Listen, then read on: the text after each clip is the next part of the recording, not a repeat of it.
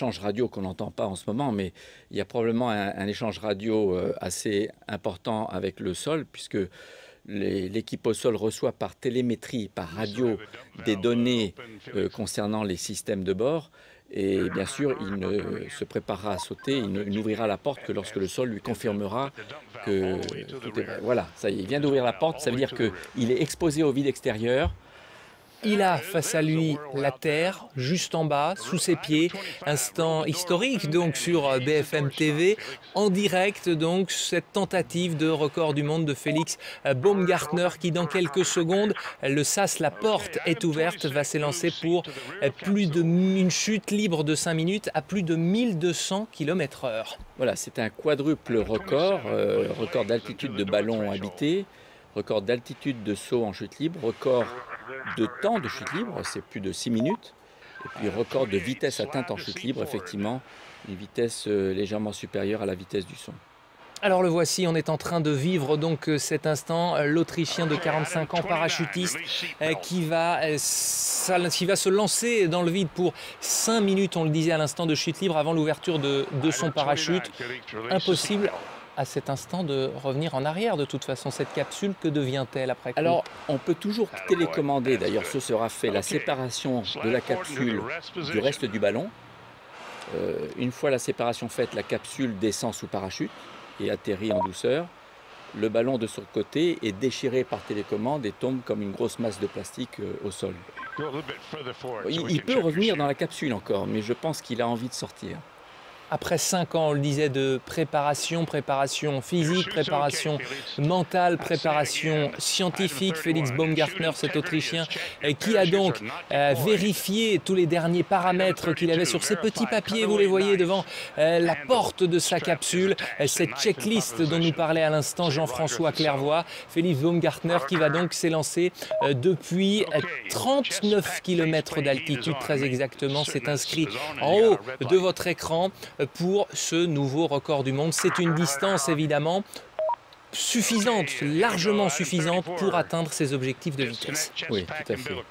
Alors là, je suis en train de penser aux efforts qu'il doit fournir pour vaincre la rigidité de son scaphandre qui offre sur sa peau une contre-pression permettant d'éviter... Ça pèse combien, son équipement?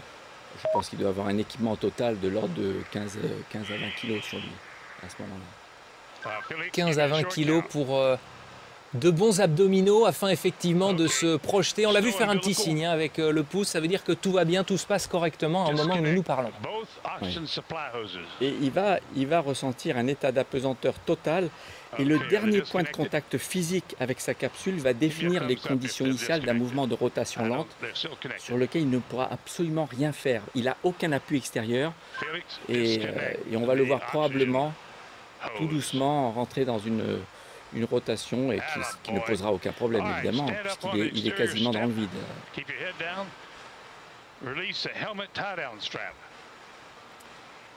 Il a le plein d'oxygène, on le voit en bas.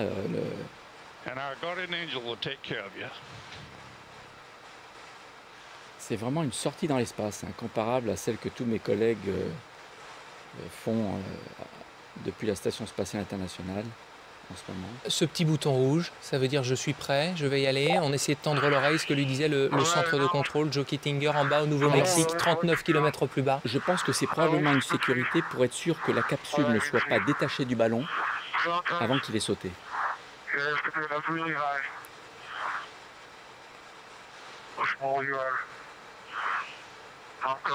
Il va réaliser un peu un fantasme que j'ai toujours eu d'astronaute, de rentrer à pied de l'espace. C'est parti, Jean-François Clairvoy. La vitesse avec laquelle... Il accélère à environ 10 mètres par seconde au carré. Ça veut dire que toutes les secondes, sa vitesse augmente de 10 mètres par seconde. Si vous venez de nous rejoindre sur BFM TV, vous venez de le vivre en direct, donc ce saut, ce grand saut dans le vide de Félix Baumgartner, le premier homme peut-être dans quelques minutes à franchir le mur du son en chute libre. Il y avait eu des essais dans les années 1960, pas vraiment validés, il y avait une fusée des appareils en tous les cas. Et là la vitesse, 1000 km/h déjà, Jean-François Clairvoy, astronaute à l'Agence spatiale européenne, vous êtes avec nous sur BFM TV. On est dans quelques secondes seulement voilà, il est sonique au record du monde. Il est sonique. il est au-delà de la vitesse du son.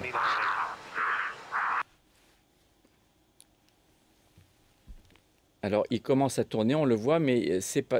Avec la tension pour les techniciens, son équipe qui travaille depuis plus de 5 ans, il est en train de voilà, tourner. C'est attendu et il ne peut rien y faire. Il ne faut surtout pas qu'il essaie de rattraper ses rotations. Il faut qu'il reste allongé. C'est ce qu'avait connu Joe Kittinger. Les rotations ne sont pas encore trop importantes. Il se stabilise. Excellent. Donc, il a réussi à passer la phase la plus difficile, la phase transsonique. La stabilité aérodynamique n'est quasiment pas possible. C'est-à-dire impossible de lutter à cet instant. Le risque, quoi? C'est l'évanouissement? Le danger, c'est d'essayer de contrer des rotations avec des gestes similaires que l'on fait à basse altitude et en fait d'augmenter la vrille et de perdre connaissance. Là maintenant, il est stabilisé, donc c'est parfait.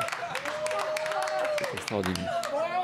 On voit sa femme au premier rang qui était en larmes quand il a décollé tout à l'heure aux alentours de 17h30 heure française. Il aura fallu donc près de 2 heures d'ascension avec ce ballon chargé à l'hélium pour Felix Baumgartner. On le rappelle, cet Autrichien parachutiste qui a donc, ça y est, réussi son record, Jean-François Clairvoy. Oui, il a dépassé tout à l'heure les 1200 km/h. Voilà, il a déjà 3 records atteints. Il lui reste à atteindre le 4e record qui est le temps de chute libre.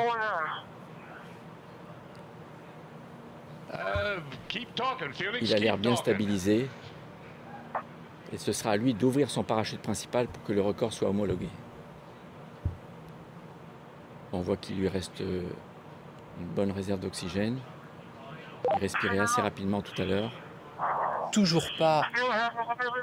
Est-ce que c'est lui qu'on entend? On entend Joe Kittinger qui dirige un petit peu la station de contrôle. Est-ce que c'est lui qu'on entend? Il ne peut, Joe Kittinger, pas se parler à ce moment-là. Un conseiller. Ah si, bien sûr.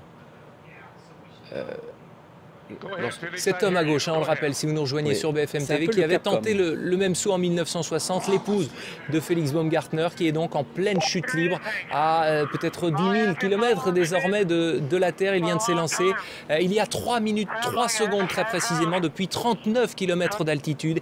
Il vient d'entrer dans l'histoire puisqu'il est devenu le premier homme à franchir le mur du son en chute libre.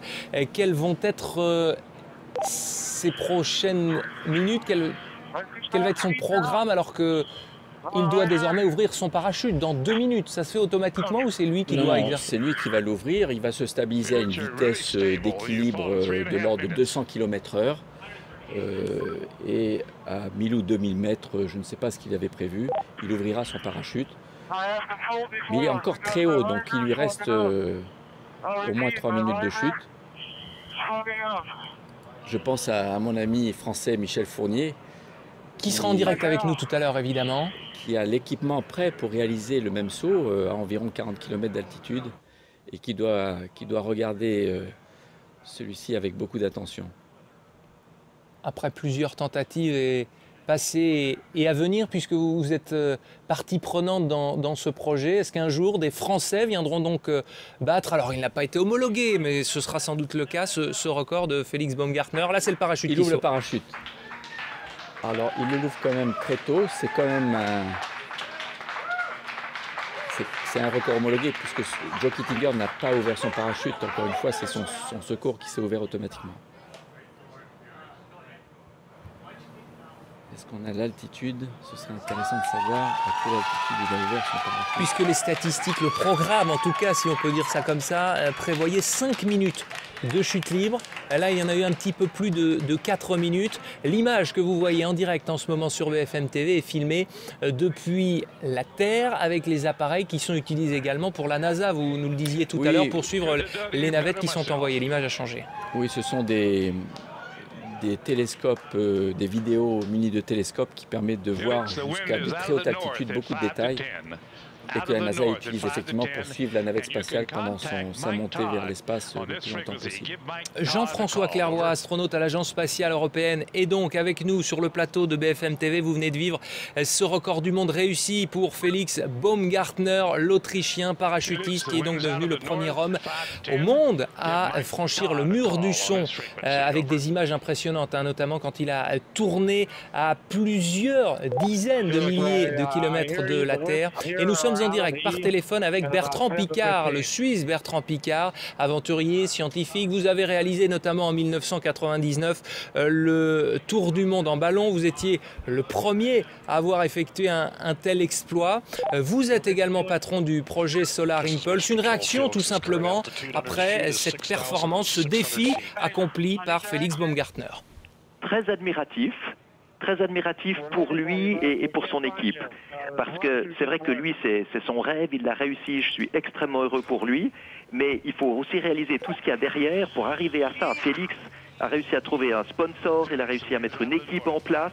On entendait tout à l'heure parler de Michel Fournier. C'est vrai que Michel a eu peut-être plus de peine que Félix à trouver tout ce qu'il fallait comme infrastructure pour pouvoir réussir. Donc vraiment, je crois que Félix Baumgartner a fait une démonstration brillante.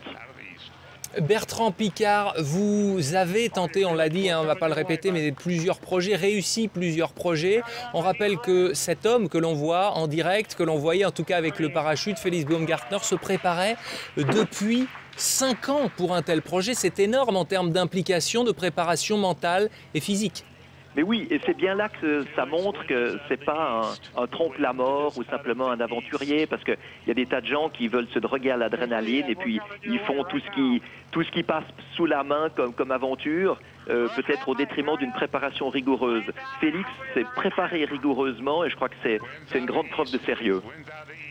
Bertrand Piccard, président, patron de Solar Impulse, merci d'avoir réagi avec nous en direct sur BFM TV à ce nouveau record du monde, appelez-le comme ça, cette tentative réussie donc par Félix Baumgartner, qui est devenu le premier homme, si vous nous rejoignez sur BFM TV, à être passé, avoir dépassé le mur du son en chute libre. Il a ouvert son parachute il y a quelques secondes, quelques minutes après 4 minutes et 10 secondes de chute libre, Jean-François Clairvoy.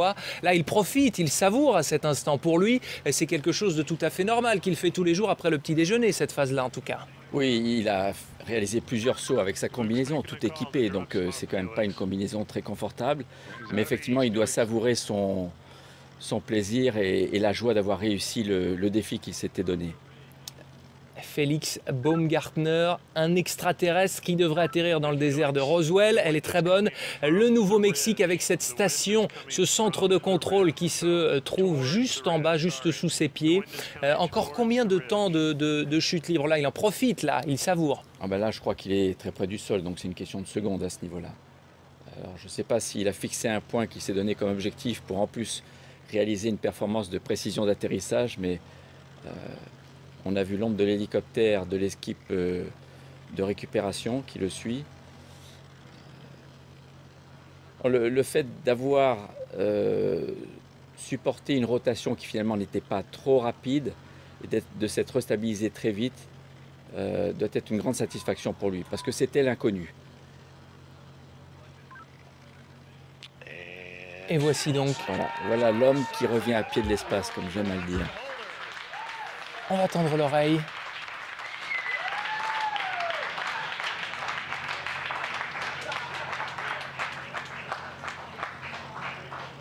Et vous laissez profiter donc de ces images de joie, cette joie des techniciens de Joe Kittinger, l'un des pionniers qui en 1960 avait lui aussi sauté depuis la stratosphère, tenté en tout cas, avec ce parachutiste donc d'exception, nouveau recordman du monde, Félix Baumgartner, qui vient d'atterrir avec les membres de son équipe.